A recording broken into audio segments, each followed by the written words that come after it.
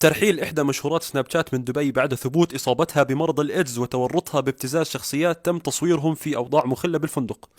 الموضوع كله بدأ لما شخص موظف في أرامكو عمره 30 سنة كان يتابع هاي المشهورة، وفي يوم من الأيام بعد سنة من المتابعة قال والله عجبتني يا أبو صالح.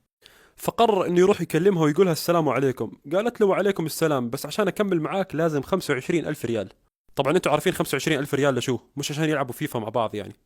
المهم بحكم انه هذا الشخص موظف في ارامكو قال لها مش مشكله، هذا سعر الغداء عندي. وهي ردت عليه قالت له والله احنا كلش نحب موظفين ارامكو، كلش نحب البترول. ووقتها هذه المشهوره كانت قاعده زياره في قطر، فقالت له لازم تحجز لي تذاكر اجي لعندك. والحبيب وافق وحجز لها تذاكر بزنس.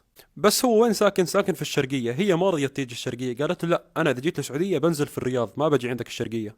بعديها الاخ فهم انه هي ما حتنزل في الرياض الا عشان تكمل على بقيه الزباين بعده.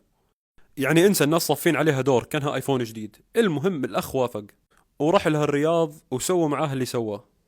وبعد ما خلص هالعملة السوداء اللي سواها جته لحظة الندم، ووصف نفسه بانه انا لا انا عايش مع الناس ولا ميت مع الميتين.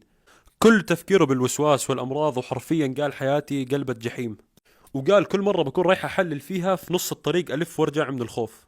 لحد ما قرر في يوم من الايام انه يروح يحلل ويطلع هالوسواس من راسه، يعني يا اما خلاص يا اما مصاب يا اما مش مصاب يعني خلاص.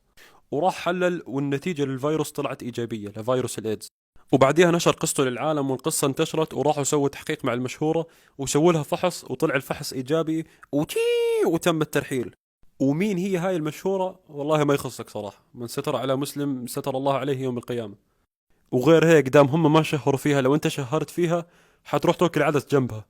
فالسلام عليكم، صلوا على النبي وسووا فلو.